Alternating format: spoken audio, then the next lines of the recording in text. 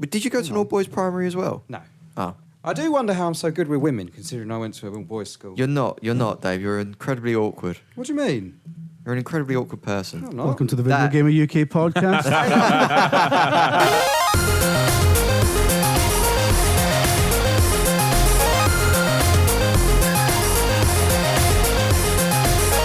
Hang on. Look at how fucked his mic is. We can't start with that. That's disgraceful. This is a 6 out of 10 beginning, this. What's going on? Who knows? Jim, you just broke the laptop. Anyway, I didn't break the laptop. Just smoke anyway, your drink. I'm Jim. Obviously, I'm joined today by Simon Miller. Hello. Dave Scammell. Hey. And Brett Phipps. Hello. Who will be subbed out later by Steve Burns. Yeah, take it in. We need, Half-time switch up. we need to point out how cool Dave's standing. Like, hello. I was like, oh, yeah, here we go. What? It's time to get down and Dave's dirty. always got a velvety voice, I find. People said this the other day. They said, Dave has a foreplay voice. I was like, Christ, really? you do, yeah. Wow. I mean, I could talk. I could talk I don't deep know how if you Brett want. copes with sitting next to you all day. Well, If I was Brett, I'd be raging. over yourself. Brett's raging. If you was me, you'd be excited about you. Well, we were discussing this briefly yesterday, weren't we? I'm so glad you were up because I was scared too. The whole going to the cinema to see the 50 Shades thing. Yeah. I mean, who would do it? I mean, loads of people would do it, but We were saying, I have to. yeah, but it's like, it must be quite awkward. You're there watching a horny film with, Here we go. around a bunch of strangers, and you're Wait, all... what? Yeah. Right, we had this 50 discussion. Shades of Grey. Oh, I see, Yeah, right, so I was okay. doing the live stream. It's out on Obviously, Friday, Everyone's so- there. I said there's three types of people who are going to go see that. The person who really wants to go see it because they've read the book. The person who wants to go see it because they couldn't be asked to read the book but has been told what it's about. And the person who's being dragged there because their significant other wants to see it. No, Right, those are and three the types of person who wants people. to see a load of sex on film. Yeah. And, All right, and yeah, the person four, who's going to four. have a wee fucking manky tug in the back of the cinema. But that's what I'm saying. Do you know what? That happens more than you realise. What? I used to work in a cinema. I used to work in a cinema as well, and it on, happens whoa. all the time. And the amount Really? of time someone came out and they said to me, can you please go in there because somebody is getting a blowjob? Yeah. And you have to go in there and you have to say, excuse me, can you plot? Can you stop giving your friend there some fun? Because this is a cinema and it's not the place to do it. This is a real thing that happened. Happened to me at least 5 times. Wait, you got... Christ. Happened to you? No, I had to Oh. go in and tell people to stop. Happened to me at least 5 Never times. happened to me. Had that. Some guy just started doing drugs in the cinema once, so I had to go tell him off. What? Yeah, it's not fun working in the cinema. Miller, the It's legit the cock blocker. shittest What is word. happening here? It was my job. I didn't people like just- doing it. Don't people just go and see a film anymore? No. But what sort of films would this be in? I don't think that matters, Dave. I remember one though, because one. I mean, you're sitting there watching Wally, you get a cheeky bozzer or something. one of What's happening? the. Also, have you tuned in for video games? They're coming. One of the roles you had to do was what the fuck did they call it? Well, basically, you had to go check the screens. Yeah. So you had to go to each Oh, screen. you and used to go They had sit a, there they until had they a word start. for it. But it was the weekend Spider-Man 2 was out, so I fuck it, I'm just gonna go watch Spider-Man 2. Oh, yeah. So I basically went to hidden one of the screens Topical. to watch to watch the whole of Spider-Man 2, and then halfway through I heard, wait a minute, what's that noise? And lo and behold, there was someone doing that. So I just left the screen and got someone else In to sort it out. Spider-Man 2. Spider-Man 2. Oh, my one of the goodness. first ever showings of Spider-Man 2 as well. It's a sticky web. So that. So there you go. That's my story for this week. Well, Video This has games. started well. very topical as well, because we'll be talking about Spider-Man later. But Will we? what have we all? Yes, we fucking Yeah, we will. And his romantic interest. in 50 Shades. Yeah. We'll be having a right good think about it as well. Yeah. What have you been playing, Simon? Well, I'm not. This is not topical. Like last week, all I'm going to do now is talk about free PS Plus games. People say they're not free. You I can say do they're whatever free. you want, Simon. So obviously the PS Plus update went live last week, I think it was. Something and all like I that. do now is I download all the games and I see what I like. So I played a bit of Apathotheon, whatever it was called. Yeah. Like a side-scrolling sort of Greek mythology game, which is pretty cool. It was pretty right. I enjoyed it. You know, I kind of put a few hours into that. But then this weekend, I switched over to Rogue Legacy. Amazing. Now, yeah, well, this is the thing. I'd heard a lot of stuff about Rogue Legacy. I know a lot of people like Rogue Legacy. I know that, in terms of the indie world, Rogue Legacy is like this beast, this king. And I started playing it thinking I'll play this for a few minutes, put it down. I've done my duty. I've made my PS Plus subscription feel like it was worth something. Here we are a few days later. I'm still playing Rogue Legacy. And damn it, I'm going to finish that piece of shit because it is a damn good game. Like, it's this amazing sort of all these AAA games that are trying to hook you in, with big narratives or lots of different, or with depth or lots of different gameplay stuff, or just as simple as Call of Duty's multiplayer, which is, we'll continue to drip feed. Whereas Rogue Legacy manages to do it by letting you create all the caveats by yourself, because the first time you play it, you don't know what you're doing. You just, you get mildly introduced to the idea. It's a bit like the iPhone game, which I can't remember the name of. Infinity Blade? Thank you very much. Infinity Blade, where, you have airs when you die and stuff. And then after sort of, a few hours, you realise, well, this run I need to go get more gold because I need to level this up. And this run I'm going to try and attack the boss. And this run I need to get more runes. Or this one I need to get more blueprints or whatever. And it's amazing how, by allowing you to create your own stories almost, or your own goals, it hooks you in even more. And the whole lineage thing is amazing, because if you have a good run with a certain person, be it whoever, when they come up again, when it's their air, you're like, oh, I'll definitely be him again, even though it's nonsense. Yeah. And all the little things that they do, there's sort of each of your soldiers, warriors, whatever, has foibles. So some can't see, some have IBS, some have foot problems. Yeah. All these little things that you think at first are just sort of nuances to make you laugh, and then actually tie into the gameplay as well. And you're like, shit, this game's amazing. And, because a lot of people will say this, I don't like Dark Souls, as we all know, but everyone says that the fun of Dark Souls is it teaches you and you learn and you get better and better. That's what Rogue Legacy does, but it actually works. Like, I'm now 3-4 hours in, and I can tell that I'm better than I was when I first started playing, and I feel proud of myself. I feel like I've achieved something. I don't get there with Dark Souls, but I get it with Rogue Legacy. I think it's brilliant. I'm a big fan of it, and the indie games are slowly taking over my life. Braz has changed, man. You're looking good these days, Braz. So yeah, I literally, I think, because Brett tried to show it to me a few months ago now, 6 months ago or something I like played it that. for about 50 or 60 hours across PC. Vita, Have you finished it? Yeah. Have you really? Yeah. How hard is the very last boss? Again, it purely depends on how much you put into it before facing it. But it took me ages. The boss, the final boss isn't that hard, because it's it's the guy that you see at the beginning. It's the boss before I didn't know that. that. All right, thanks. Spoiler, huh? Thanks a lot. Fucking I had hell, no Brett. idea. What guy do I see at the beginning? The one that you... Oh, no, it's not. No, sorry, I got that mixed up. It's the boss No before. spoiler. Yeah, sorry. Spoiler down. The boss- You've narrowly avoided a spoiler, and you're fucking steaming ahead with it anyway. No, it's not. It's not. You know where you are at the minute. The Maya. I've done 2 bosses, and Yeah. I'm now in level 3, which is the Maya. Right. Or The Maya, or boss whatever. that you've got after that guy is a nightmare, because it's really hard. Once you've done it, you're like, oh, that is sort of, you're over the hill at that point. Okay. But no, I've been playing that, and I honestly believe... it's 2 things. One is the PS Plus is just what a great way to make people like myself play games I'd never play these games. I just wouldn't do it. It's just, I have nothing against these games, but on paper they don't appeal to me at all. So the fact that I've managed to now get this and the Swapper and just be blown away by both of them, they're favourite games in ages, I think is awesome. And just, getting introduced to a game like this and not walking away wanting to kill myself is good. See, I had a similar thing to this with SteamWorld Dig a few months ago. It's a That's bit like a Mr. cracking Digger. game. Was that on PS Plus as well? Yeah. Yes. Okay, I missed that one. All right. Did you? Yeah. No, I thought, I'll play it for 5 minutes, just like you. And no, I was addicted to it for a few hours. Yeah. Like, just dig Steamworld in. Dig's amazing. It's good, but why is it good? I don't know. What is it about it? Is that on the box? It's just full of all these wee hooks. Yeah. But my wife's obsessed with SteamWorld Dig. What? She never plays. She's not into. If you ask her about video games, she'll be like, couldn't care less. Yeah. Like, she does not care about video games usually, unless it's like fucking Puzzle Bobble or something. But like SteamWorld Dig, we got that on PS Plus. I got it on the 3DS as well, and on each machine, she's completed it like 6 times.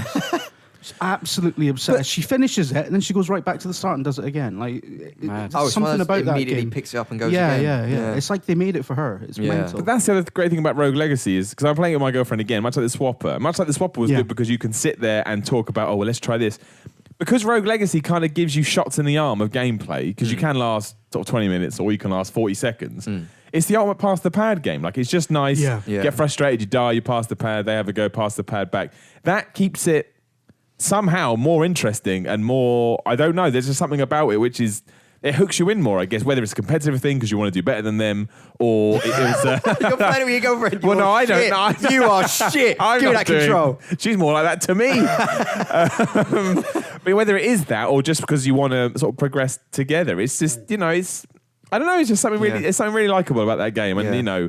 it's cutesy in its art style and stuff, which means it's accessible, and Yeah. there's a hidden sort of I don't know the right word I'm looking for, but There is difficulty, I there guess, is a hook behind it. that you say that there's that because you do feel yourself getting better because the further you progress into a game, the quicker you get through the early parts of it as well. You get through that first world, like you said, you're just steamrolling it now. Yeah, now you just, like before I was sort of scared of certain enemies, but now I know what I can and can't get away with. Yeah. So I just blast through. Sometimes I get overconfident as well, whereas before I was taking everything really slowly and being really methodical. It's brilliant. If this is what Dark Souls makes people feel, then I get it. But Dark Souls is still a pile of shit because it's depressing and horrible.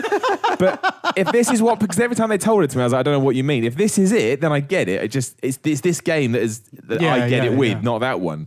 I mean, it's interesting how you can appreciate why people are so into something via something else. Yeah, well, because I never understood that before. But you know, I mean, it has the random dungeon element, which is it kind of works in a bit, but it's all the same essentially. And even though I'm essentially doing the same thing over and over again, I want to do more, and I will keep going. Like I say, 2 bosses are done. There's other 3 motherfuckers are going down. There's no two ways about it. That game is getting finished. Yeah. It's like fucking, you know, I often said I don't know how people can watch EastEnders and Coronation Street, but then like, you know, I'm sitting there fucking tanning like Agents of S.H.I.E.L.D. and shit, and like just because it happens in a universe, and I totally get Coronation Street now. Yeah, exactly. Yeah, Because I'm like, people just. oh right, it's Coronation Street is just like it's just the Marvel X-Men for mums. It's the Marvel Cinematic Universe, yeah. Except it's on a fucking street See, in the north of England. This is the argument I like to use. And there's no Iron Man. When that's the argument I like to use when people don't get professional wrestling. Yeah. It's like, oh, it's just like EastEnders. But the problem with professional wrestling is then Triple H will then pretend will have fake sex with a fake dead body, and you're like, you know what? What? I don't. Yeah, that happened once. Yeah. And it's like you put your hands up. You know what? I don't know. I don't know why I watch it. Let's just when move he was on. dressed as Kane. That's right. Yeah. And he had Yeah. sex with Katie Vick, who was a fake dead body in a coffin, Dave. What's that other he feigned WWE? necrophilia. Wow. Yeah. What's the other WWE storyline where somebody gives birth to a hand? Mae When Mae Young had Yeah. sex with Mark Henry and gave birth to a hand, just so Pat Patterson could give the line, "Let's all give Mae Young a hand." Wrestling shit, but I watch it anyway. And that's what I've been playing this week. Oh, I interviewed Mark Henry. Oh yeah, you did. Yeah. I know this story. And Yeah, then, but he gave me a really weak handshake, and then I made a joke. Wrestlers give each other. You didn't joke with I him. but did. I made Did a he joke. pick you up and no, just no. throw I you out made the a room? joke saying I was expecting my hand to be crushed or something like that. Oh, that's all right. And That's he was like, "Do you want to go again?" I will eat you alive. I was like, "All right, yeah." So I Are did. you stupid? He proper Oh, gripped. I was like, Do you know that's because wrestlers shake hands lightly? Yeah. Because shake loose, work loose. right. Let's quickly What? get back on topic. We're well Yeah, on right. topic. It's true. That's what they say. No, but you talking about, you know, pass and play games that are great to play, like you say, when you sat with your girlfriend. I played through all 5 episodes of The Wolf Among Us this weekend. Did you? With Yeah. your girlfriend. Yeah. Was that not horribly depressing? Well, it sort of gave me an insight into a more sinister side of her that I didn't realise before. Because, you know, there's moments in the game. Was she right into the severed heads and shit? Or? Well, you know those moments in the game where, like, for example, you can choose to either, like, there's moments where you're beating up a character and you can choose to either stop and spare them or, you know, carry on. I assumed, because I always had the controller and I was, you know those moments where you got, like, quick time events and stuff. I was playing those moments, and there was times, because you got a certain amount of time to make a decision. So I was letting her pick the choice, you know, which button to press. You're such a considerate boyfriend, Brett. That doesn't sound considerate. No, that yeah. sounds like, which, but you want to push X this time, push X. No, the she blue one. wasn't. No, Push the she blue wasn't. one. She wasn't pressing them. She was telling me which one to Right. press. I thought you were like, No. this the pad. No. You pushed Y, you fucking idiot. No, she was telling me which decision I was doing it. Okay, oh, that's nice. I like So that. I was like, okay, she's going to obviously spare this person from being murdered. And then I was like, okay, she's going to do this. And she's like, no, kill him. So, oh, fuck. Oh, man. Oh, God. Did you fall out at all over like the decision-making process? No, I just did what I was told. Brett Under knows. the thumb. I just Brett knows did- what to do. Literally, X. Yeah, under the thumb, yeah. I guess a round This of is getting a applause. bit fucking. Dave Scammers on fat says that's 2 today. He's 2 for 2. yeah. It's On really fire, mate. good. Although this is There we getting a go. bit Bernard Manning now, so you know. Yes. But there's times, you know, when it just simply runs out and I have to make a decision. And then I'll press it. And then I realise, because she hates swearing. Like, she hates. And I realised. What? Really? Yeah, she You're the worst for it. Yeah, I know, because she works in a primary school, so she can't swear, and she doesn't. So she hates swearing, or she stops herself from swearing so she doesn't swear in primary school? She doesn't swear at all. Right. So I realised, you know, in Wolf Among Us, there's loads of swearing. and there was dialogue I think the choices. first time I introduced myself to her, I swore as well. I fucking love it's me, fucking Dave Scammell. And I realised, there's dialogue choices which have swearing in them. I didn't know that, but yeah, okay. So it's like, oh, don't fucking, or whatever. There's dialogue choice in Yeah. there. And I looked at them, and there was ones where it was obviously, I knew it was the choice that she would pick, but she picked something else. I was like, okay. And it did it again. And I stopped the game and went, did you not pick that one because it had a swear word in it? She went, yeah. There you go. Like, she won't pick it because I like of the swear that. word She in it. stands. She got a moral compass and she sticks to it regardless of. Yeah. Wait a minute. I've met her as well. Yeah. How does that even work? 'Cause With me? I know. I can't- Yeah, Jim is like. I like it though. Jim's like a she doesn't sweary mind fountain. she doesn't mind if other people swear. She just doesn't do it herself. All right. Okay. Yeah. She doesn't All care right, if other all people. right, I get Yeah. that. I'm going to say I use cunt as punctuation. I do swear I love grew that. up. Honestly, I really do. Like it's brilliant. Like everyone else treats that word like it's because I had this thing that I'm going off too many tangents there. Let's keep it short.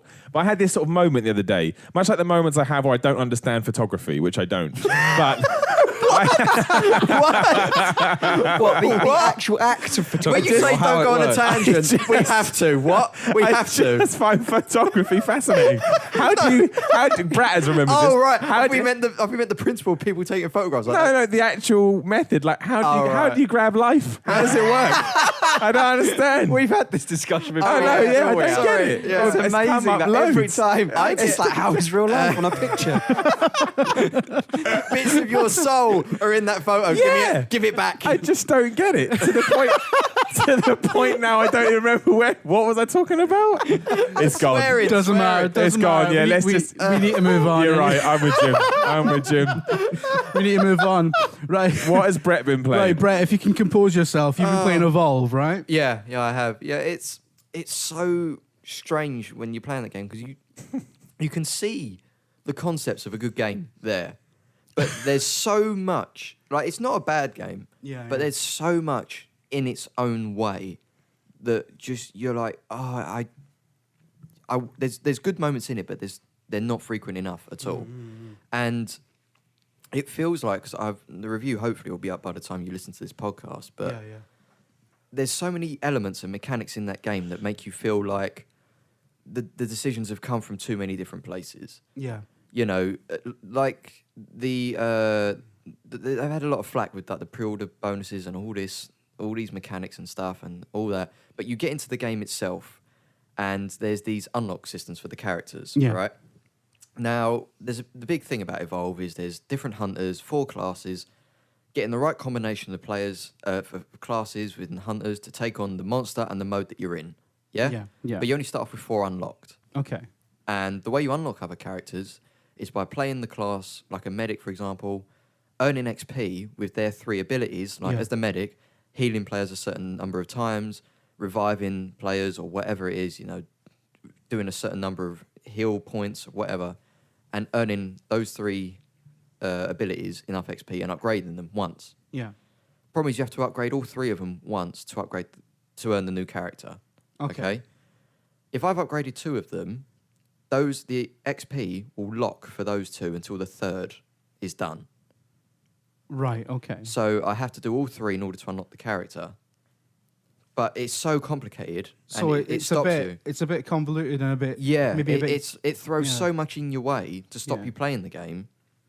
It feels like they've deliberately prolonged the unlocks to make you play longer. Yeah, but if you want to have, I think it actually has the opposite effect Does where that you feel feel like a bit cheap then? It, Yeah. it feels cheap, and it also feels a bit like I'm playing all these games, but I've only contributed that amount to that particular thing. Because Exactly. the idea behind Evolve is everyone works together. Yeah. Everyone gets good at a particular class. Yeah. And you contribute towards your team, and you do, what's best for the team. Yeah. That system, however, goes completely against that. Yeah. Because you'll have times where you have to focus on On one one particular thing, skill that might not help the team it's out. a hindrance to the other. Because if Exactly. you go into a game and you think, okay, well, I can only use this ability. Exactly. But If other you're- teams need something else. If you're in a match where you think, well, I ought to use that ability or that weapon to do this, Yeah.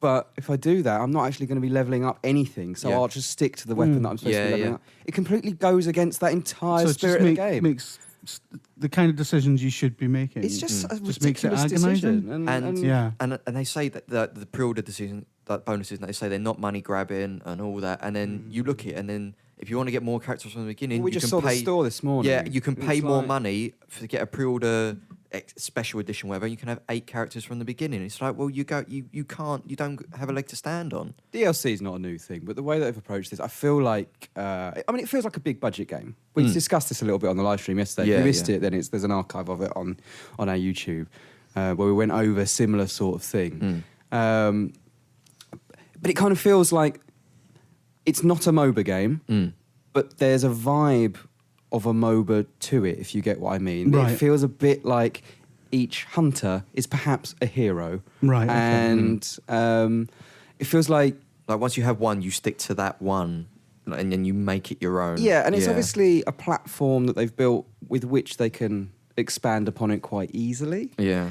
But the way they've gone about it, even though it does feel like a big budget shooter, and when you first play it, you think this is quite cool.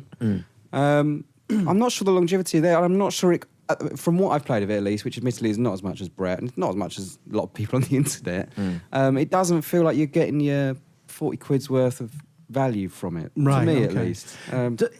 As someone who's only interested in this because of the Left 4 Dead connection, does it scratch that itch at all? No. Left 4 Dead's a far better No. game. Right, okay. Naturally. It's a different game as well, I'd say. Yeah, it's a different game. Reminds me a lot of Brink.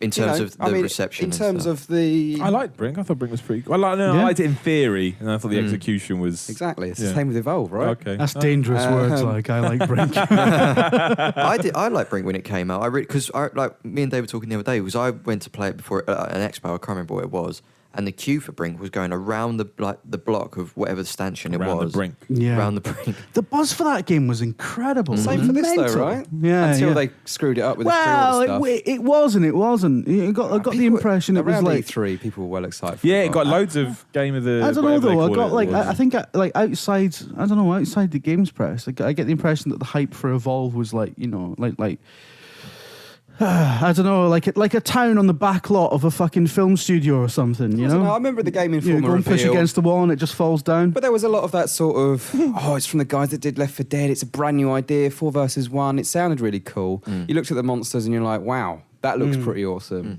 But then since then, it's kind of... I think it's a much better game on paper than it is in Yeah. practice. Exactly. basically. And the Is thing what is it as sounds well like. is I got to play it last year, and again, when the concept's on paper in front of you, Yeah. you think, wow. And if I was to say to you, like monster in the game, the amount of ideas that any person would come up with, and again, I understand everyone that you've got to fit the character's design in with the game mechanics and the map design and all that. Yeah. But to have only 3 in the game from the get-go and then a 4th to come later as DLC, it feels like there Yeah, should be... that's a How bit- many should be monsters more. are coming as DLC? So I about got a tweet shut. from someone the other day. Mm. Hang on. Why is Miller laughing? Miller, can I get your thoughts on Evolve? Yeah. Yeah, good. Yeah. All right, we'll sit here and listen to the words of Simon Miller. Do I need to cut something out here? No, it's fine. Still good. Oh wait, I got What it. are we saying? How much DLC? How many DLC Well, I monsters only are know there? of one, which is the Because I Behemoth, got a whatever tweet it's from called. someone that said they've announced 6 monsters or something, but only 3 are on the disc. And I don't know if that's true. Yeah, I can't quite... I know that you've got the Behemoth to come as the one, which is the pre-order Yeah. monster. And I don't know about the other ones. But even, Nah. you know, it's the fact that they're hidden behind the... But that's not the point, hidden, like, but, and, you yeah, know, the one out the box is 3. I'm sure these monsters aren't complete. But Yeah. they'd have had to have been working on them to Well, balance it out with the rest of the Behemoth- game that already this is what exists. I mentioned in my review so far, is that Behemoth has been a pre-order incentive for a year as well. Well, they announced it before they announced And it. they announced, before they showed me screenshots. They announced didn't the they? 4th monster before the game was revealed as a Right. pre-order Okay. bonus. The which whole message has is been really bad. bollocks. No matter what way you look at it, that's really bad. It's a bit of a PR disaster, and it doesn't sound like a disaster of a game, but it sounds like it basically Messaging. could be a lot better. I just feel really Yeah. bored by it. Like I was when we got them in the other day. I You was know what? Like if it was like a smashing game though, all that stuff would have been forgiven like, Exactly. straight Yeah. away. But the fact that it's like it's not as good as people wanted it to be, not as good as people expected it to be, it's just compounding the error. and I think we've said this So- before on the podcast before. If they hadn't announced that stuff, if they had announced it in a month's time, Yeah. then none of this would even be a thing. Yeah, like yeah, you get the yeah. reviews coming out, and maybe we'd be saying the same things that we're saying now. We wouldn't have that whole but you can't escape the negativity because of all that other bullshit that's going on. Yeah. That wouldn't be part of the conversation. It just feels like I don't know. I'm guessing they might have learnt a lot, but then I don't know. I get the impression that a lot of publishers are in their own little world a lot of the time and don't really. Do you know what I mean? Anyway, so that's Evolve, right? So the review, what, going up today? You think? Yeah, hopefully. Yeah, it should be. Yeah. Been beavering away at it. Yeah. Should do a video at some point, innit? Yeah. I don't know. I'm a video producer. I should probably make that decision myself. I was thinking, yeah, I'm you know, what the hell with you Brett guys? is now like overlord. Everything must come from Brett.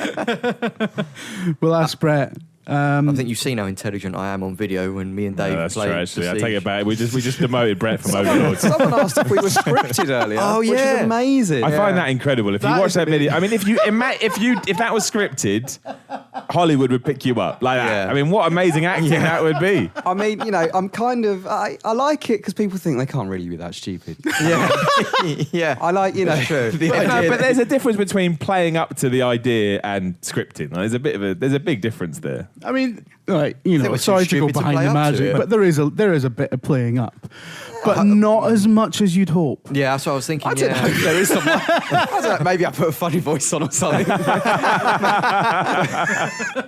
don't know. Saying that, a lot of people, like I said to Dave earlier, when we do the two coward stuff, which is coming Yeah, back yeah, yeah. soon, by the way, people that keep asking. Yeah, so Everyone, I told you, people sent me messages saying, "Oh, you made that up. You knew what was coming." It's like, if only that was true. Yeah. That's genuinely how scared I get playing video games. What I love about that two idiots video that we just put up. Go and check the channel, by the way, VideoGamerTV.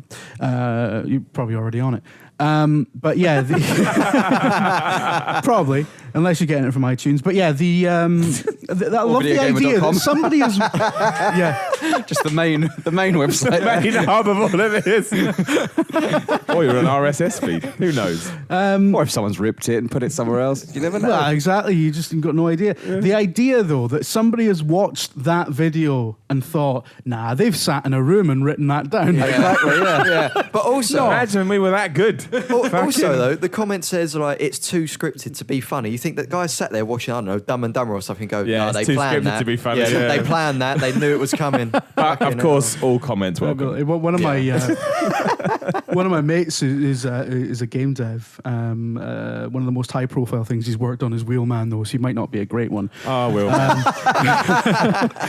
Diesel tried so But hard. he's like, one of his pet hates is when people criticize like bits of a game for being too scripted, because he's just like, do you watch films? Yeah, That's true. yeah. It's a nonsense criticism. The other one was, it's too gamey. It's a fucking video game. Yeah. I hate that. Or the worst, we're here now, so we're going to do it. Miller's third time of the day. When people go, well, it wouldn't be any good if it didn't have Batman in it. He's fucking in it. It's right there.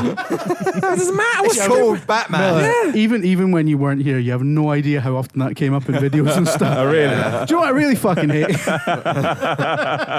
It's so dumb. Everyone's pet hate. I can't stand it. Anyway. People criticising Shadow of Mordor for it not being a Batman game as well, That's bizarre. which is an Weird inversion of flip. that. I Yeah, really why don't is a get. Batman in it? Would have been better with Batman in it. Fucking Pride and Prejudice would be better with Batman in it. Make that now, please. Just comes in and I don't know. Dying Light we need to discuss now. So, Oh, yeah. So Brett needs Right. to fuck off Here and he get comes. burns. Right. Bye. The other game on PS Plus is Transistor. Yes. Should I play it? I don't Am I going to know. like it? Oh, you've not played it? I thought you would have No. gone over it. What do you mean? I don't know. I had a feeling you'd like it. Well, I never really was all that much into Bastion, which I know Oh, okay. people are going to go crazy about. Oh, how can you not like Bastion? I wasn't that taken by Bastion. So I haven't tried Transistor yet. have but you I tried don't know. Transistor, Jim? Yeah. Is it worth it? Should I play it? Or is it going to upset me? I didn't really get into it, but then Dave says I wasn't that into Bastion either, so I don't know, you might like I it. get the appeal of Bastion, and It's got really interesting combat and that, but it was too abstract for me. It was Yeah, like, it see, was- that's my worry. Yeah. That's why I like Rogue Legacy. It's very focused. I'm all about the focus and not fucking me around. So I'd like that. Yeah, I'm not sure what to make of Transistor. It was one of these games where I got like a few months back when when the PS4 there was still like nothing out for it. So Yeah. anything that came out, you were like, I'm buying that. Yeah. It was one of those ones for me. So I think I'll play it. I think Rogue Legacy is my PS Plus game this time. Steve Yeah. Burns. Yeah, yeah. He's entered the He's building. just walked in. Burns is here. Red Got Bull Red in hand. Bull. Yeah. Right, Burns, Burns, how I'm you moving doing? my mic for you, but I can't do it more than that. You are back. How you doing? You all right? This is the first time we've sat in this room together in a public setting. I know. That makes it sound It's lovely like to see you. we've sat together in a private Is setting. it really? We Is have this sat the- together in a private setting. Oh, yeah. This is the reunion. Yeah, between me and Burns, yeah. Wow. Yeah. Hello. Well, in a video gamer context. Yeah, like, this is the Burns Miller publicly. reunion. Yeah. But me and Burns have been going like almost a decade now. Decade of Pretty destruction. much. Go Yeah, steady. yeah, yeah. Dying Light. Right. my scarf on Yeah, we before need to talk about. You all right? You got your scar sorted? Yeah. Right. Okay. Yeah, we need to talk about Dying Light because you've been playing it. I have been playing it. Has anyone else in here been playing I've been it? playing it. I'm I playing played loads. at E3 2 years ago, and I said it was going to be all right, and everyone laughed at me. It's Millie, you don't know what you're talking about. Lo and behold, it's all right. You did. Yeah, it could have been another Shadow of Mordor, though. You know? Well, it's true. Was it E3 or was it Gamescom? Did you play it at both? No, I played it at E3 2000. I always get confused because the years just vanish into dust. E3 2013, I believe. Because no one had really played it. Because was that the year they had the massive banners for it in the I think hallway? so, yeah. And it was like, go to wherever. Maybe it was 14. It was one of them, but yeah. And so I remember thinking, here we fucking go. Another Techland fucking monstrosity. And yeah, you came out like, no, it's really good. The parkour's really fun. Everyone's like, shut up, Miller. What are you saying? It's true. Just presumed that your macros were low or something and that you needed more food. Yeah, and it does happen. I don't especially E3. Yeah. So, but yeah, That does happen. it's good. It is good, surprisingly so. I think that element of surprise really helps it as well. Well, low expectations. So you go in and it's better than Yeah. you think, and that creates this nice little positivity bubble. Yeah. Were you taken by it immediately though? Because I wasn't. No. It has a not a very slow start, but there's a lot to contend with in the early going. And I actually didn't find it overwhelming, but there's a lot to take in. I hate rampant tutorials at the start of games, but there's everything about your inventory management, the weapons, how they break, when they break, what you can hit with them, the elemental elements. Fuck me, Burns. Get your head in the game, son. Too many fucking memes on Twitter to be speaking this morning. All that shit, right? And then there's your perks, there's your persistence of upgrades, and you just think some of the stuff that really makes the game fun, say the drop kick or the sliding leg break baseball thing, slide bison style, you could have had those a couple of hours earlier. I felt like you were really underpowered to start with. Yeah. And actually moving around the world was quite not difficult, but you didn't really want to go very far because the zombies could kill you They're quite really easily. tough. They took, but then there was a moment where it suddenly changed and I suddenly felt really overpowered. And I don't know if there was no sort of in between. No, I started I know- getting these abilities. And Yeah, I know then- what you mean, and it seems that it's billed as a kind of Assassin's Creed meets Dead Island game, Yeah. but it has an RPG element towards it at the start. So you get a sword, and you're like, right, I'm going to chop someone's head off. Head doesn't come off, and like, oh come on, like Yeah. Fallout when you shoot someone in the head, they go and roll on. But yeah, it doesn't. It seems like 3 games in one to me though. So I said in the review, in the day, it feels like a Romero zombie movie where there's not a lot of actual threat in terms of you don't feel under the cosh all the time. You just feel like if you make a mistake and you run out of items or you get isolated, then you're in trouble because there are quite a lot of zombies on screen at any one time, to use a very 90s phrase. At night, it feels like Danny Boyle's Zombies. Night where is terrifying. Night is really good. In the review, I made the distinction of it actually feels like nighttime though, and not just darker day. In a lot of games, but in a lot of video games, right? Because if you play an open world game, you're usually playing a GTA like or GTA itself, and so there's lots of electric light, essentially street lights, neon signs. So there is it's not daylight, but there's still light everywhere, pollution everywhere. In Dying Light, there's no fucking light. All the electricity is out in Haran, apart from maybe a few places here and there. So it's almost totally pitch black. And you do actually feel, shit, this is completely different to pretty much any zombie game I think I've played. Yeah. The zombies that come out at night, the volatiles, are much faster. They run, they can grab you, they can kind of match your athleticism, they can climb. And there's like loads of little intelligent decisions, like we were saying, Dave, where you can press triangle To look behind. To look behind. Slow-mo, It look behind. slows it just enough for you to get like a look at who's and the behind slight you. camera sway and stuff Yeah. when you're running. It feels really intense. Yeah. And you have to make a decision between just hiding in a cabin until daybreak or making a run for it. That was the best thing. I mean, I only played like this kind of the snippet of it, but that was my favorite thing about nighttime was if you didn't plan your kind of venture out in the day right and you did get trapped somewhere at night and you thought, I cannot stay here, I have to somehow find my way back. It does become this incredible cat and mouse thing where Yeah. you're taking things really slowly, even if it's just like hiding behind a box for like 5 minutes and you think, well, I have to wait because I cannot defeat them. I hid in a cabin. Yeah. I was like, fuck, what am I doing? Come on, Steve. Like, Exactly. we've done this a million And then times. if you decide to leg it, it does become this kind of cool zombie chase thing, which is genuinely I think it's really good. I really, really do. They call them pursuits, don't they, as well? Yeah. But the third part of the game, which didn't become apparent until I jumped on with other players, is that when there's a threat in the game at night when you're playing alone, and in the day there's an almost unsettling vibe. Haran's quite well built.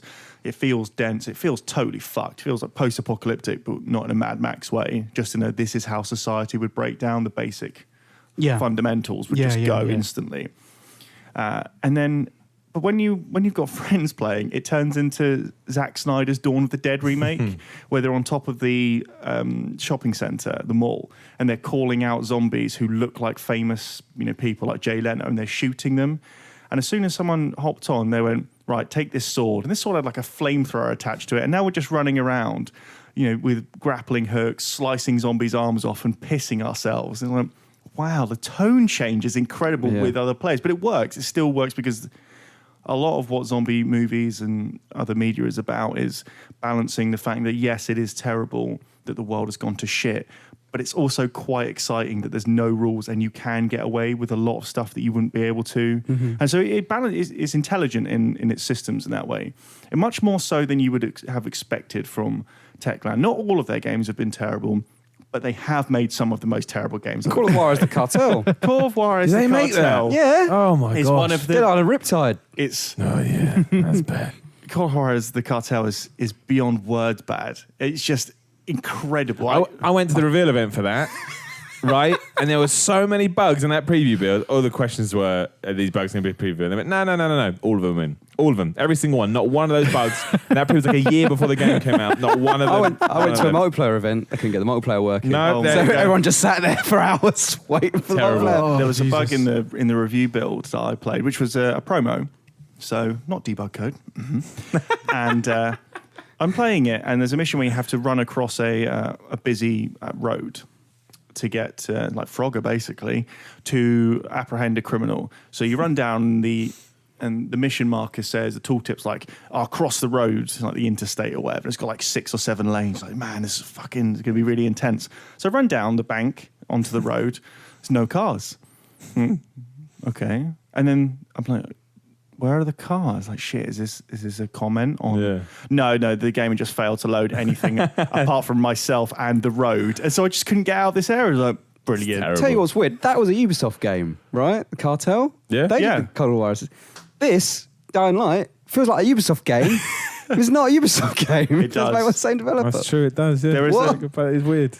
But I agree with it. Does it's a good game, but it never. Speaking of that, exactly that point, it never makes the leap into what I would call a great game. No, we were saying this yesterday briefly, where they have the ideas and the mechanics, and they've got that all locked down. Yeah. But it's just a little bit rough around the edges. Like the dialogue is terrible, the characters are bad, and I mean, everything I've heard about it sounds good though. Yeah, but it just feels like it needs another developer to just polish it up and make it an excellent game rather than just a very good one. It's got really good elements, and it builds, especially the nighttime stuff, builds upon what it's taken from. However, in the rest of the game, it does feel a little bit too much like Assassin's Creed. Like there's a whole city that you kind of get to later on. Old Town, which is a level from Assassin's Creed, essentially. It doesn't even it's like climb that tower. Yeah, it doesn't even go up that tower that looks a lot like Assassin's Creed Tower. Those weird, it felt a lot like Constantinople in Revelations. Yep. It's got those Jesus. weird rope things between buildings that are only there to facilitate you running between them, which is fine, but it has a slow start. And then it has really fucking good stuff where you're like, okay, now it just needs to build on this. And there are moments when you finally get down the skill tree, which is quite generous in this, and it's cool when you can. The running dropkick is the best animated dropkick in any game. 2K should be fucking embarrassed that and it's got a great weight to it. And some of the stuff that you end up doing where you can vault over zombies and that baseball slide that I talked about, it's really cool, but it just doesn't have that something which pushes it into being a great game. It's still Dead Island. It's just a good Dead But Island. it's Dead Island without the problems, and I mean, Well, it's got some problems, Well, but yeah. less problems. Yes. And I think that's I was saying this to someone the other day. That's a big thing because Dead Island, the concept is really good. Yeah. You play like what a fucking slog of a piece of shit. But this one, the kind of problems are. They're there and they shouldn't be there, but they're not as overriding. That was grating. You can kind of fob them off a little bit. I just think it feels like a Dead Island game, but with more money put into it. I've heard And I've heard Dying Light described to me as like a mashup of Far Cry and State it's of very Decay. Far Cry, yeah. Yeah, you do climb towers and zip line down. It's also got incredible tonal problems in a lot of places. So the side quests are more interesting to me than the main missions, because they represent a bit more of what it would actually be like, rather than the setup is you parachute into Haran as almost like a CIA agent that's got to recover a document, and it's shut up, like really bad. But the game kind of jettisons that quite quickly, and allows you to just fuck off and do whatever you want. But there's a mission for a guy called Dawood, I think his name is, where he's trapped with his family and he needs a gun to try and get out of the city because it's quarantined. And there's people that for a fee will take you out. So making a comment on, refugees and all that. Not a very good one, but you can see what they're going for. Anyway, slight spoiler. If you decide that you're going to help Dawood, he just leaves the wife and runs off with his son. And it's actually that moment you're like, oh shit, he's a really bad guy. Leaves his wife. Yeah. And she speaks to you and says, oh yeah, he hasn't wanted me for years. He just wants to take our son and get away. And I'm like, oh shit, like, okay, fair enough. Like, this is why these side quests are more interesting, rather than get the file.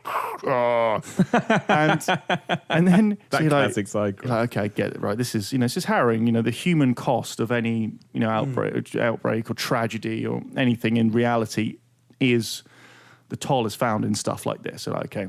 And then later on, you help him out. And then you find him in the old city, the old town, and you go into this room, this apartment, and Dawood has been infected. He calls you and says, "Oh, I've been bitten. Come and help. Please help me. Please rescue my son. I'm worried about what I'll do." Anyway, so I ran in with a sword and just chopped his fucking head off. I was like, right, got it. Anyway, his head was on the floor. It's fairly gory. His body was like pumping blood out, and there was his head just with a shocked look on its face. Anyway, off you go. You trigger the cutscene. You open the cupboard where his son's hiding. He's like, "Where's my dad?" Like, it's over there. you don't. You're like, What do you do with the son? Well, I'm genuinely intrigued. You don't go, okay, well, this is obviously a humanitarian disaster. I'm going to take the child back to wherever. You simply call someone on your radio. They go, "No, I'll get him," and then you walk off. No, but what about? That's a missed opportunity. That's like one of the most interesting. That's a shame. And so you just leave him there with his decapitated zombie father. Like, listen, I've got to go. I've got to go and find this document, mate. Yeah, I've got to go and collect 4 flowers for the main mission. So, down by a riverbank. So if you don't mind, you can just chill out with him. What a missed opportunity. Yeah, but that's what we're saying. Did it ever follow up what happens to the wife, or?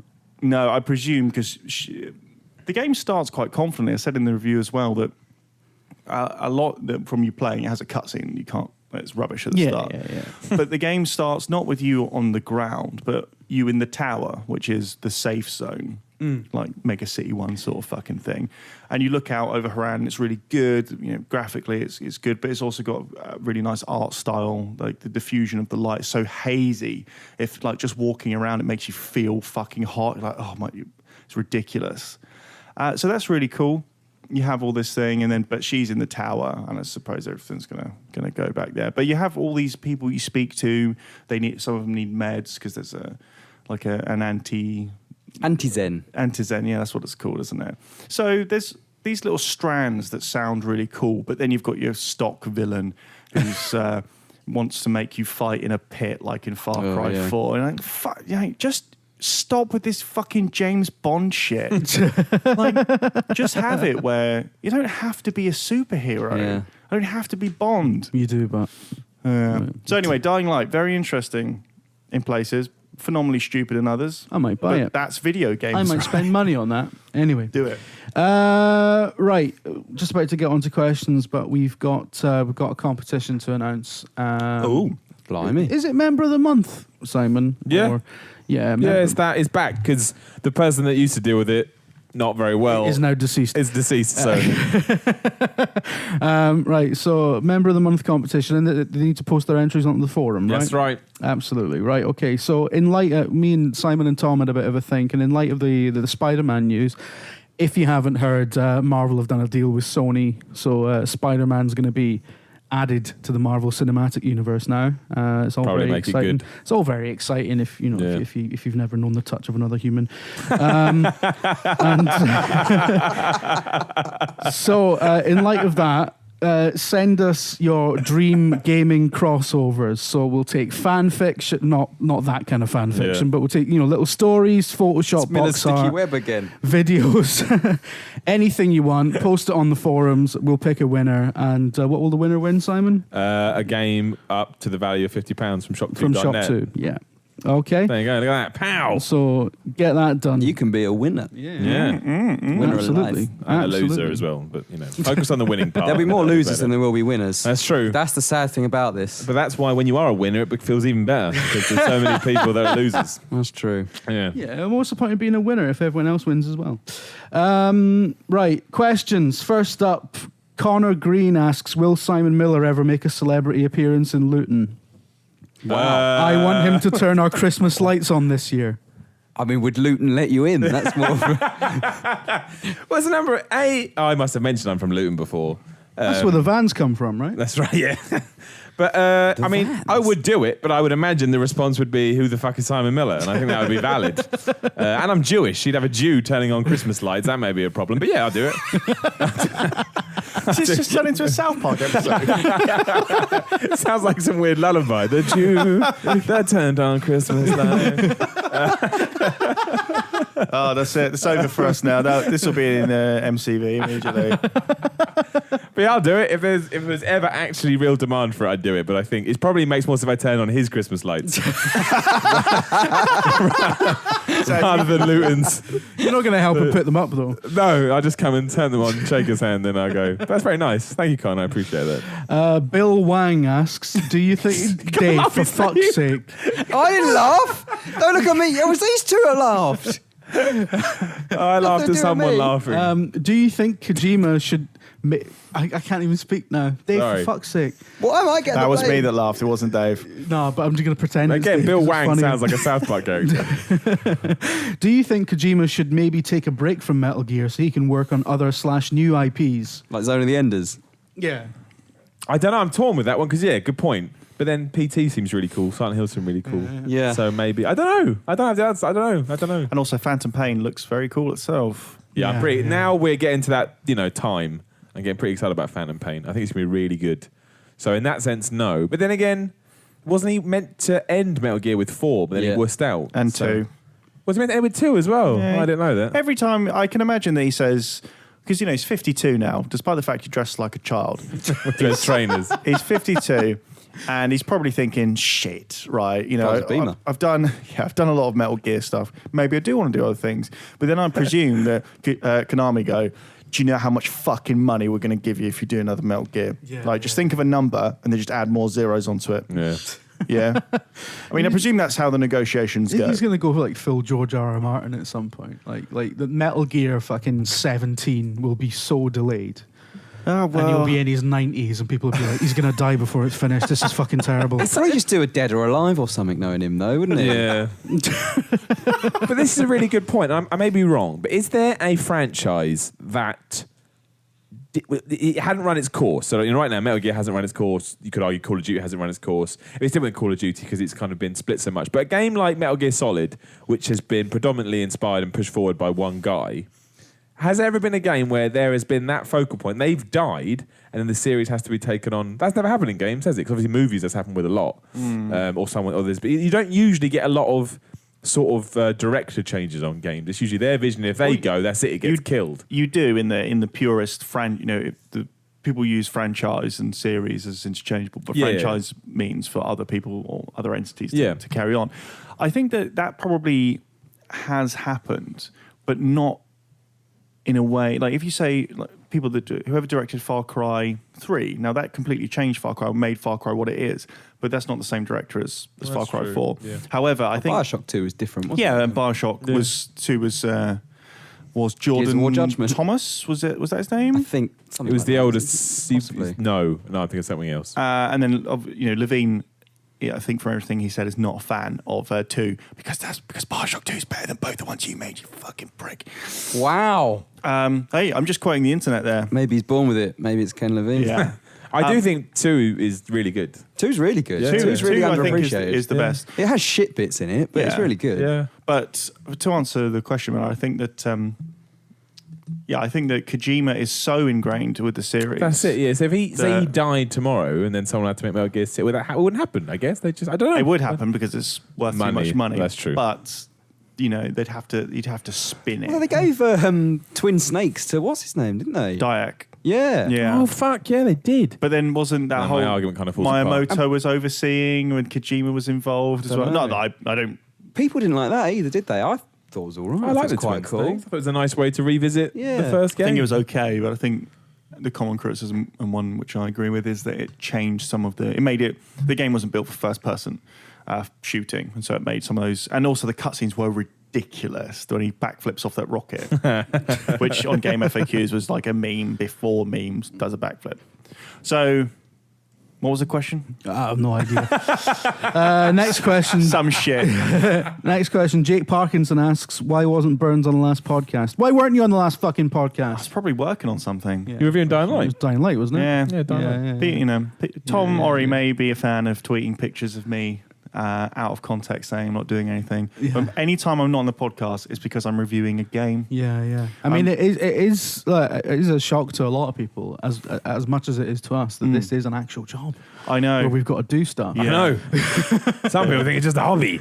Yeah. We got script idiots videos. I mean, Tom Bickmore, ex-friend of VideoGamer Tom Bickmore, actually new friend of VideoGamer Tom Yeah. Bickmore, asks, any more dating tips from VG Dave? What makes a good romantic date for Scammell? Wow. oh no. You see, I don't know. What, you just a hopeless romantic? That's at heart? exactly what I was going to say. And then I thought, maybe I don't want to say that. Why? If it's true, say it. Are you a hopeless romantic though?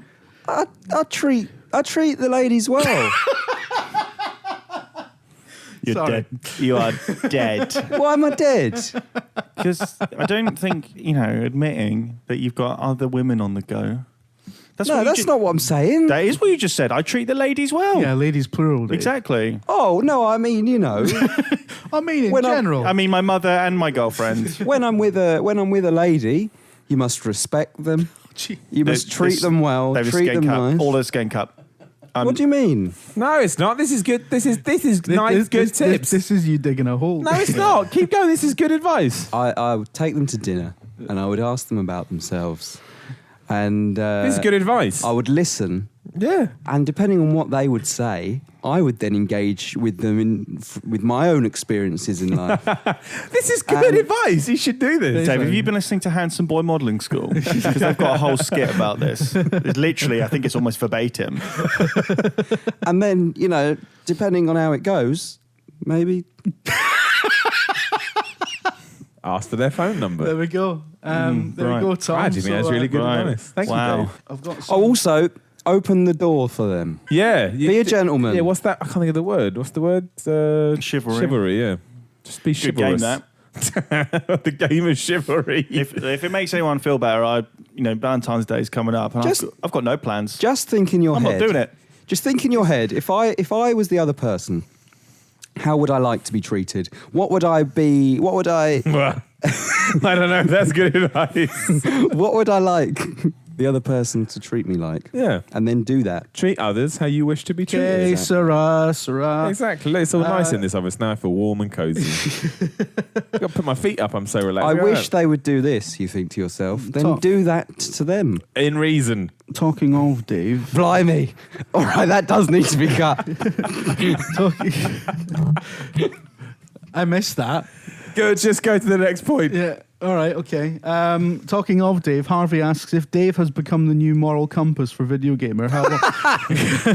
How long before the site becomes just Drive Club videos and the Scammell Jam? Already is, isn't it? Yeah. What do you pretty mean? much. Drive Club correspondent Dave Scammell. No, Bratters was the one that kept me in line a little bit. Yeah. So I am concerned. Yeah, well, we but- don't fucking talk about him. Right. It's Gone Now asks, I made a joke about Steve going to The Hague today, which is a joke I've made about 50 times now. I should probably stop. I have one question because I keep getting messages like this through VideoGamer. This is a little bit self-indulgent, but because I got asked a lot.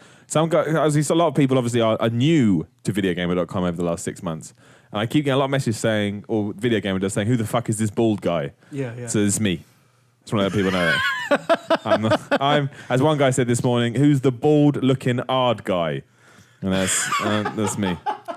I got nothing else to say about that, but I just wanted to let people know. Just get the introductions out of the way. The bald-looking hardman correspondent. Exactly. Simon That's Miller. right. Ard. No H. Ardman. Did you know it's been 10 years since Crank? Almost. It was on TV yesterday. Yeah, that's how I found out. 2006 it said. It's 9 years now. Steve Burns' You can greatest tell that, though, moment. because it looks like it's been shot on fucking high 8. It's because it was. Steve Burns tricked his girlfriend to go seeing Crank, which That makes him is my hero. incredible It's the story. most Well, heroic no, thing ever. hey, I'll have you know that there was no trickery involved. I'm merely, lying by omission is still lying. See, this isn't how you treat a woman, by the way. I'll have you know, in my second of I'll have you knows in that sentence, I had a very good time. And so did all of my friends, apart from Lydia. How is she still with you? I don't understand. I don't know. I wouldn't be. Yeah, nobody gets this. Can we Yeah. talk about Nobody Cranked gets in this the at all. extended bit? I got a You lot what? to say about Crank. Yeah, all right. I've Yeah, got we'll lots to say save about that for Crank. the extended bit for What's patrons going on? only. Fuck. It's getting warm in here. Right, so I can already anyway, feel the libel coming in. given that you're going to The Slander. Hague, Steve, Yeah. somebody, It's Gone Now, asks, will he take the stand in typical video game journalist attire? No, I'll be wearing a fucking Tom Ford tuxedo, mate. I tell you, it'd be great. Midnight blue. It's a pleasure to be here. For God's sake, it's a pleasure. Oh, it's an honour to be here. So good. I'm not sure they'd even convict you after that. They just go, oh, well, shucks, this guy. This guy. Right, well, that's the end of the podcast. As What, it is really? on Already? As it is on iTunes and YouTube. I felt yeah. like I've Yeah. barely opened my mouth this week. However, if you are a Patreon subscriber to the Video Gamer Community Club, you VideoGamer.com get was an that Patreon. extra bit that's probably about 20 minutes worth that's starting after the intro music. Oh. Or So- outro music. Outro Hang on, music. we That's got the to one. do this again. Good start again. So do stick around for that. Bye. Oh, right. Yeah, bye, we're bye, going. bye, yeah, bye. No, we have to pretend we're going now and then we come back. All right, to so I have to get up and then I have to... No, you don't actually have to get up. All right. Bye. He's actually leaving.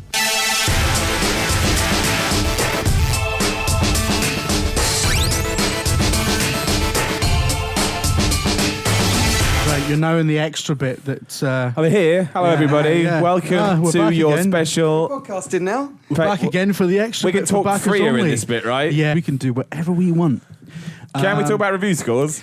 Shall we yes. say, hold on, are we going to say thank you first? I think, Yeah, I of think we course. should probably say Hang that. on, You're my right. headphones You're are right. broken. Burns is right. I'm only joking around. Genuinely, anyone that's listening to this, you are very, very, very, very lovely people, and your support means a lot to us. Absolutely. Yeah. We're really chuffed with how it's going as well. Well, that's the thing, and Amazing. hopefully you're It's been starting to amazing. see that you're putting money in, and you're also getting content Yeah, out. yeah, So yeah. it's not just So we're you know. starting to roll out the Yeah, as a little backer Patreon content this update, week. if you're a Yeah. $10 backer or above, there's a video now on Patreon. You should have got a message about it. Just a little thing about Zelda on Netflix with me and Brett. Some Yeah. people seem to be enjoying it, so fingers crossed. Hopefully you can see that it's a decent chunk of content that we would have put on the main page. A lot of time and effort went into it, like all our videos. So Yeah, absolutely. And we are saving all those little outtakes for the outtake videos that you're going to be getting Yes. as well. Yep. Which basically means more two idiots for Yeah. you. And Dave nobody had a else. look of horror on his face then. And also, as I probably should have said this in the main thing, but a lot of people would assume that Two Cowards for some reason is going to be Patreon only. No,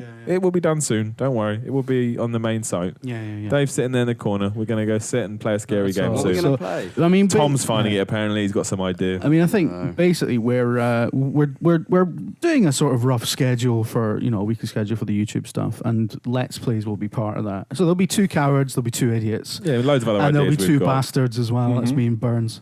I'm looking forward to it, And, that'd be I quite really fun. want to do. I mentioned this. I can't remember if it was on a video or what, but it was on the stream yesterday. Two bosses, right? I want James and Tom to do videos where they're playing virtual snooker, like. 'Cause, Tom always tells that story about how he used to assault James Yeah. when they were younger. Yeah, I can imagine them being being children. It might be a scares one-off. the fuck out of me. Just imagine they were exactly the same. Yeah, but just smaller. But just that childhood trait, yeah, like you were, but bigger. But yeah, so we'll be doing a lot of that. But yeah, we want to chat about review scores. I do. Does everyone want to do that? Is we'll that chat about them. That's interesting. I'll take it or leave it. I'll be honest. I was going to that's chat. good. That's I like that. Opinions make the world go round. I was going to chat about Spider-Man joining the MCU, but We could do Burns will that probably too. just leap over the desk and punch me. Well, in the I face. just want because I mean, you know, there's a bit of an announcement today that a video game website of some notoriety has got rid of Euro video game scores. They're called Eurogamer, and I just it's just Is that where it's- Bratters went? I don't know. I think No, he he's hit by a dead. bus. Talk about the wing. But I mean, the reason I wanted, I mean, I don't have to have a massive discussion unless there's other opinions, but it's just my only worry with stuff like this. Like, you know what? If your website, you do whatever you want with it and all the power to you, and if your audience wants it, then great. But I just think a lot of the fun gets taken out of video games nowadays. A lot of people take it way too damn seriously. I'm not saying it should be treated as a joke, but like, it doesn't, people don't, these assholes in the commenters, which I think a lot of this negativity comes from, they are not moaning about the review scores because there's review scores. They will moan about a sentence. They will moan about a war. They will moan about money. It's them. It's them. It's not the score. And I'm not saying, huh? It's just people. Well, exactly, yeah. I'm not saying you want to take the scores off. That's fine. I just think, I don't know, just a lot of people seem to want to take video games far too seriously. And like the score, for me, is one of the funniest. And this is bad to say this. People look at you, how dare you look at this? But I like a review score. I like Jim. Well, Jim, what'd you give? You know, Darn like gave it 5. You gave it 5. You're an idiot. No, you're an idiot. Like it's just, but it's just fun and it's just a stupid. It doesn't mean anything. And I just think, it just there seems to be this almost elitist view of video games. I think it's really sad. I think. You know, I'm not saying this is, you know, necessarily pertains directly to this score thing, but just in general, it's just why can't it seems to be negative to just enjoy video games and have fun with them. And like if you're in the sort of in the press or whatever, you've got to be well serious. I don't think that's the case. You should treat your work seriously, like from a integrity point of view, but have fun with it at the same time. We're all very lucky and privileged to be doing this job. Yeah, we're not war correspondents. We can have fun with this stuff. I think it works for Eurogamer because their content, as in their written stuff, is how should we say this? It's really good, but it's not, you know, and there is a lot of flair in some of the writing, you know, the usual suspects. However, you know, they're not I love usually John having Blythe's Far Cry. yes, Far Cry you know, Weekend. that sort of stuff. But it's a bit serious. It's a bit dry, and that's But fine. yeah. I mean, that's their thing. Just to clarify, there's nothing wrong with being dry and serious. That's your thing. What I mean is these people that say, "Oh, it's good review." No review should have a score on it because it's like, but no, that's not. Let's not take video. I'm not saying Eurogamer take two. I mean that kind of attitude is the best. The response I've seen to this all day is if your audience wants it, then yeah, give it to him. And that's exactly right. But there's now these people going, this happens. This has to be the first of many, and all people need to drop review scores. No. It's just not the case. It's just like that would not suit us. As you say, I mean, I'm quite happy for like other people's sites to do anything they want, but I don't think that this should set a precedent, and that that's what I mean. I think everyone else should start dropping. suits review scores. Eurogamer, and I tell you who it does suit as well. Yeah. Maybe it's because I think they've been doing it since their inception, but their work is also, I think. It's not closely aligned, but it's closer to us than I think. It's like a mixture of us and Eurogamer. Rock, Paper, Shotgun. Yeah. So their reviews are called What I Think, you know, and they have, you know, they're writers, and this is the reason why it's popular and why I read it, why I like reading it, not just from a professional curiosity, but to, you know, as a consumer, is their reviews are allowed to kind of, you know, go off the beaten path in terms of their reviews and stuff. Stuff that you just don't usually get. And that's not saying it's flippant or, you know, just thrown in. But they have stuff like, I think John Walker, his review of Medal of Honor Warfighter started with talking about the very first action in the game, which is to shoot a man in the back of the head. And he was like, you know what, I don't really want to shoot this guy in the back of the head. We've got no frame of reference apart from that I'm just a dude. Or he's talking about that in the beginning of his review. What's the main theme of it?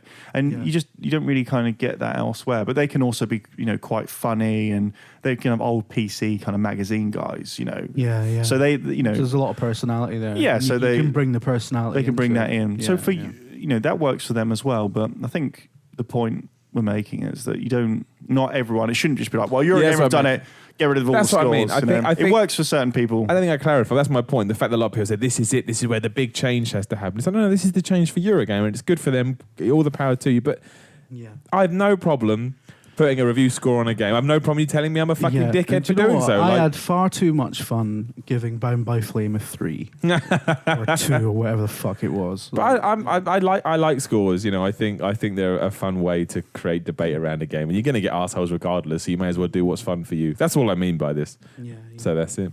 We're done. Unless someone else has something to say about review scores. Never going to beat Rambo. Spider-Man. Never going to beat that.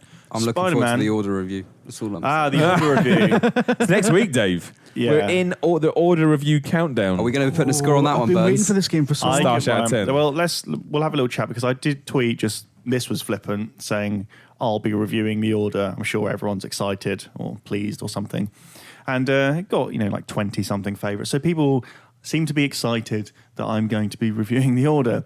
Now, how I'm that excited. Yeah, I'm. I've said that what I've played of it, I didn't enjoy a lot of it, but I'm still looking forward to playing it. There you go. The time frame, the moustaches, it's got its hooks into me. And I think if I was to have to do a provisional review or a preview, I'd probably say I'm going to give it 6. I'm going to say it's going to have really good elements and it's going to have great graphics. Oh, let's go the other way. Let's start giving scores way before the game's even come it's out. a preview stage. Yeah, the Order 6 out of 10. Beats right. What, review the preview build? Aren't there some NDAs that say you can't put a score on your preview? Yeah. Some even say you're not even allowed to write the word review. You know, some people SEO their previews by saying it's a review because it is an opinion of a game. Some NDAs now say you're not allowed to write the word review in your preview text, in your preview header and stuff like that. So Wow. It's getting serious. Google stuff, isn't it? So when it does pick up, it's higher up the rankings, etc. So the Order, yes, I will be reviewing it. I will be keeping you up to date with my ever shifting review policies whilst I'm doing so. You think 6 out of 10, right? Let's do it. I'm going to do it. I'm going to put So 6 we're gonna out do it? Are we of actually 10. gonna 6 do out of 10 this? I think the Order will get. That's my gut feeling. 6 out of 10. From what I've played, well, no, I can't really judge it on that. He won't do it. I love it. I think it might surprise people. I think if it's short, it could be a lot of fun. Yeah, I think it's because it's got the world building. It's got all that stuff. That stuff's great. It's just, from what I've seen of it, it's just everything else about it is a bit dull, and there's some really, really strange Said decisions. this the other that day. they We made. thought Last of Us preview code was crap. Well, that's the thing, isn't it? And that's But the great. I know. What if the Order does this to us? But that's brilliant. I like it when that happens because it's nice to be surprised by a game. Yeah. Like, I remember that Like what we were saying weekend. about Dying Light. You know what I mean? Like, Well, that weekend, that bank yeah. holiday weekend, when I took The Last of Us home, which I only did because everyone else had plans that bank, I said, I don't care. Like, I got a few days free. And it was just the greatest weekend when I played this. Like, Oh, you came running in, fucking screaming.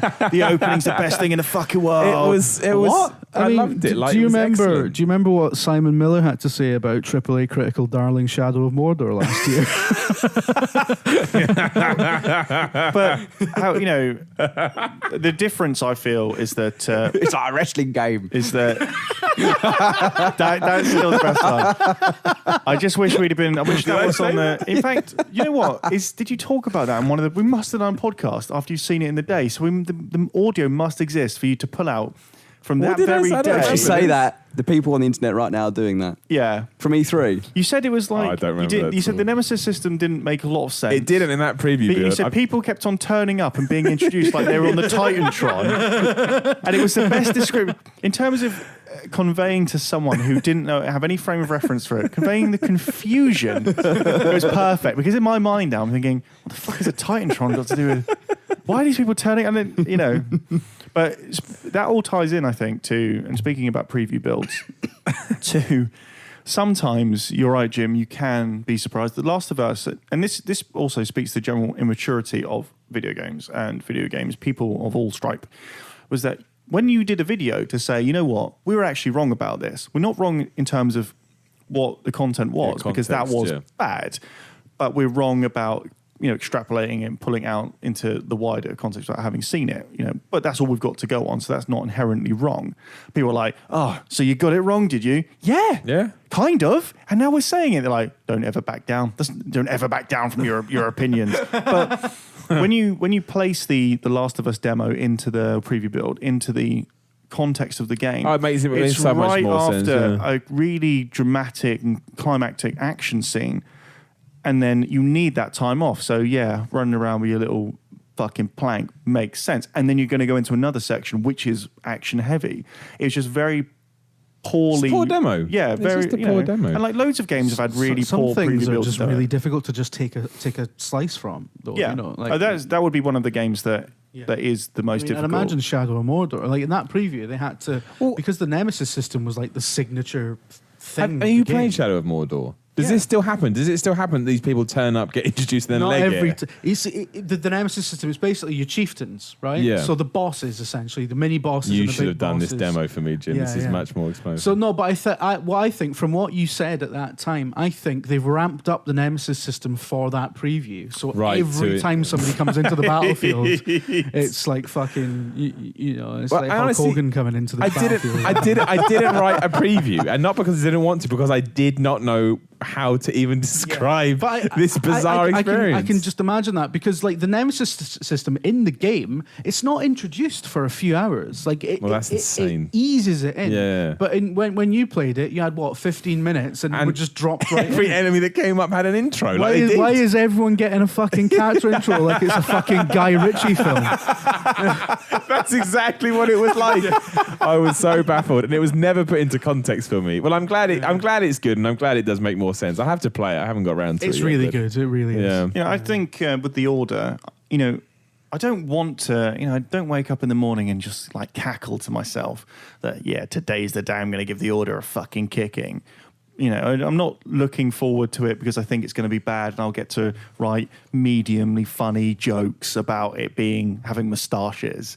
But from what I did play, it was incredibly poor. And from what else we've seen, and it seems the ethos of that design seems representative of the rest of the game. So, you know, you could argue that The Last of Us, you knew that you weren't going to be running around with planks for 12 hours.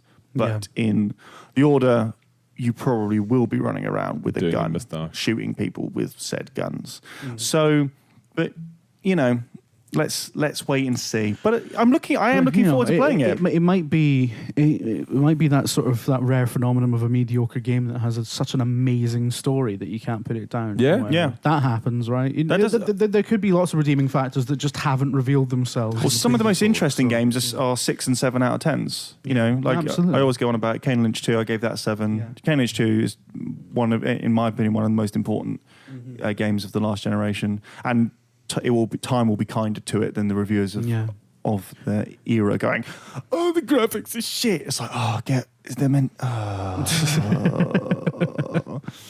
you know. So. But with that in mind, you know, if the order looks really good, it will get a big pass as well. If it looks sort of super phenomenal. Graphically, it looks fucking incredible. there is not a jaggy, or wasn't in the build. I played a jaggy in sight. It is the first game that's really properly like screamed next gen to me. Yeah. like, so That makes me want to play it. I enjoy it. I mean, it's a shame it didn't come out at launch or near around then, because it kind of does.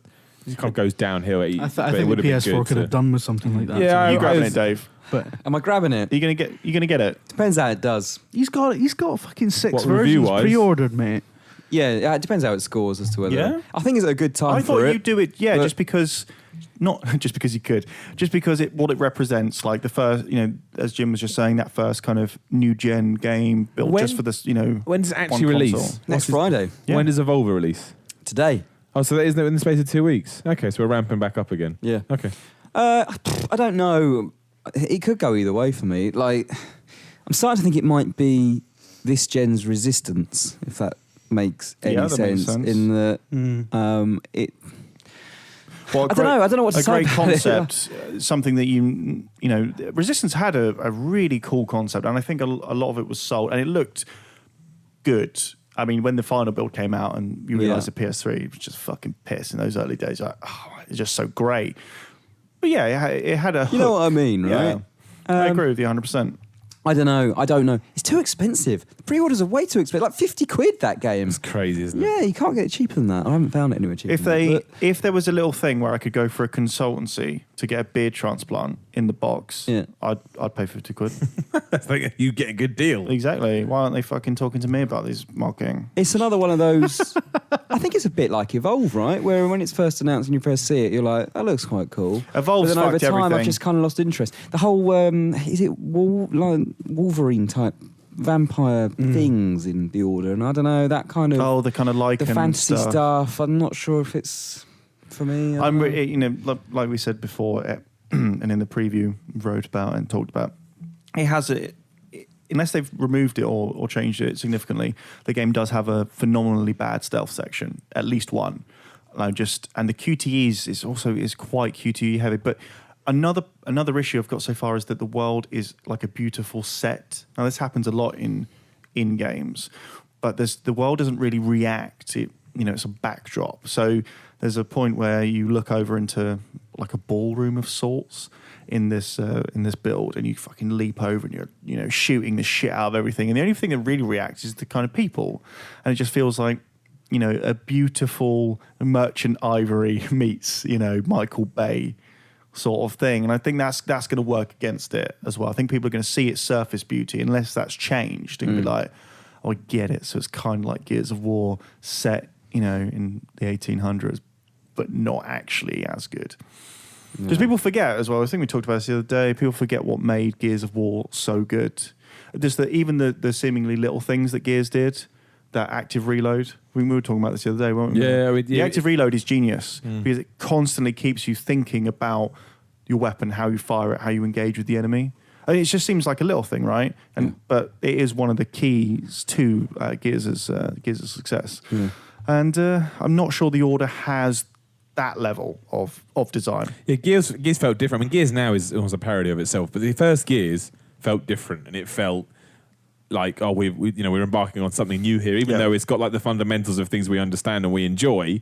There's enough new stuff that I hadn't imagined that I feel like shit. The Xbox 360 is a big deal, and the other two were just sort of iterations upon that. But obviously, you get diminishing returns when they don't really introduce new mechanics. But they didn't have to do. They'd already laid the groundwork. And it was just about enjoying the fruits of their labours, for lack of a better word. That's why I love Gears. That was the topic, right? Why I love Gears. We meander back to the point, which was, I don't know, which was review scores. I think Gears is cracking though. I've never been really. I mean, if someone asks, I always say I'm not really into shooters. But when I think about it, I am really into shooters. I'm just not into shit ones. Like I love Gears, like Half-Life 2, all that. So it's just that there's so many out there that if you go by percentages, I'm not into shooters because 99% of them are fucking terrible. That's the thing, like the Order, I do want to play it, but whether I'll be there day one, I don't know, because I like third-person shooters. I played Inversion, for God's sake. Like, oh, David, you did it. Not that Namco thing. Was it Namco? Yeah. Made by... was it a Saber game? I don't know. Dave, I can't remember. I've just got really bad... Inversion. Did you pre-order that? No. It's nice to have a game this time of year that is, Well, that's the thing. I think it'll do quite well commercially because it's a big PS4 game, exclusive. Yeah. It looks pretty, and it's coming out at the right time. I think if it came out at Christmas like it was supposed to, it might have got a bit lost. I agree. But there's not a lot really out.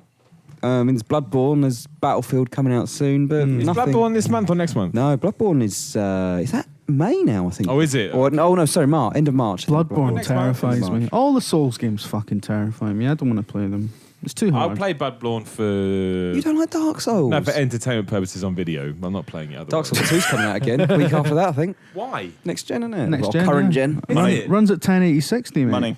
Ugh. It looks still look crap though. Doesn't it? No one cares about Ugly, resolution. ugly That was the game. argument I was having on Twitter last night. Yeah, They that's- certainly No do. one cares about Crazy. resolution and frame rate. Yeah, apparently. Yeah. There's just not just an entire business carved out of that. Yeah, exactly. model, but never mind.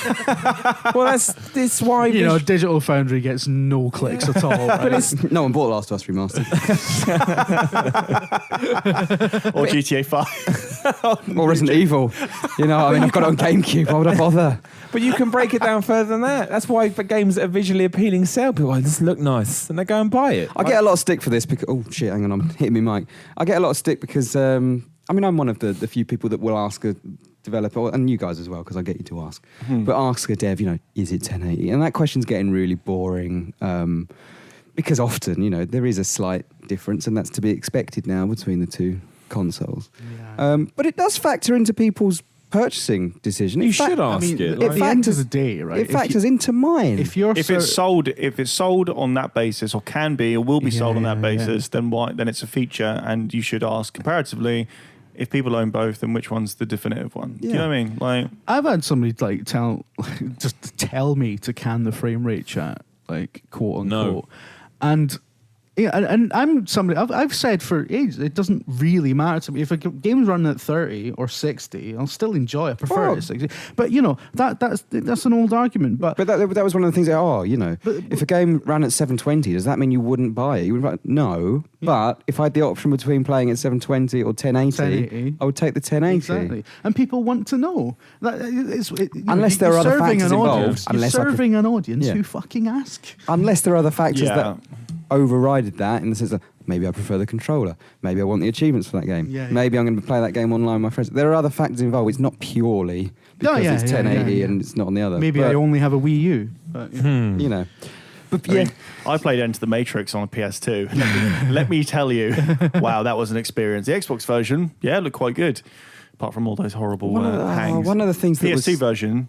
Oh, vomit. One of the things that was said, and I love the guy, but he was like, oh, if resolution mattered, why did the Dreamcast fail? Because that had a higher resolution than PS2. And it's like, what? No, the Dreamcast failed because didn't for a start. Yeah. and Sony had a console coming out which looked... and they were like, oh, this PlayStation is looking quite tasty. And it goes back to the whole point that it's up to you what you want from your video games. There is no one grand sort of, thing you have to buy into. If you're into frame rate and resolution, good for you. Keep doing it. Keep asking those questions. Keep, wanting better. If you're not, then good for you too. Don't worry about it. You can't say, this bloody mic, no one cares about resolution or frame rate, because some people do. And if you genuinely think that nobody cares, then it's a little bit of an ignorant kind of view on it. It's not, it doesn't matter. It's not important. Yes, it is. To these people, they got their opinions just as valid as anybody else's. It makes me mad. Tell Total Biscuits audience that nobody cares about FOV sliders. They fucking care about FOV sliders. That's like the PC market, a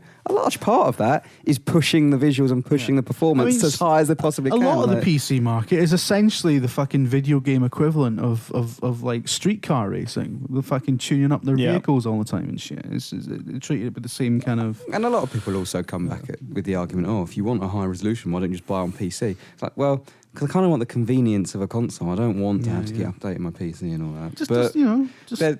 I think people think of it as very sort of single-mindedly, well, if you think this, then why don't you do this? It's not that. There are lots of elements that go towards that decision. You know what I mean? But it's the whole it's the mischaracterization of everyone. It's the whole you must love Call of Duty thing. If you didn't like Gone Home, it's like, come on. Well, video games have been. And video games consoles and a lot of the culture around them have been almost directly oppositional or tribal in there, and that was fostered by the specialist magazines of the day, which was fine. So you had Mean Machine Sega, Nintendo Magazine System.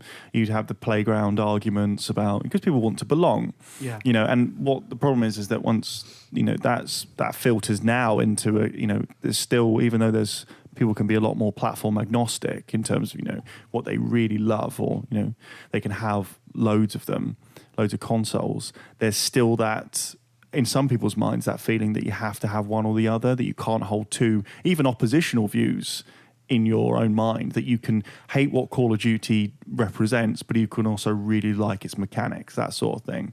Now, that's a bit of a generalization on my part, but that, you spend a lot of time on the internet, you kind of get that, and that, well, you like Call of Duty, and you also like Gone Home. How can you like both of them? How? So, silly. Human beings have the capacity to like things that are quite different. That's. I really like Gone Home, but and I also really like Call of Duty. So fucking sue me. The biggest problem with life and video games is that you're not allowed to have an opinion, basically, and people get mad. Just like what you like and do what you do and stay powerful and always believe. You know all this shit. Oh yeah. Oh, what a powerful way to... that is all we've got time for. We'll leave you with Simon Miller's words of wisdom. It's true. Believe in yourself and your dreams will come true. Dreams don't have to become, President of the United States. Just be a strong, confident person. Miller, do you have any dating advice yourself? I struggle to. No, I thought you were good at your dating advice. you I were think a good. lot of what you said is good. I think treat a lady with respect. Yeah. Treat her like you'd want to be treated. Yeah. And just remember that they're a dating- human being what about- too. What about it's not just men dating ladies, all right? Treat What everyone about with the other way? respect. Treat everyone with Well, it respect. works both ways. What Treat about how a men- girl should treat Yeah, the same yeah, thing? yeah. You know, but just remember that you're chatting to another human being. There's feelings, there's emotions involved. Just get rid of the shit.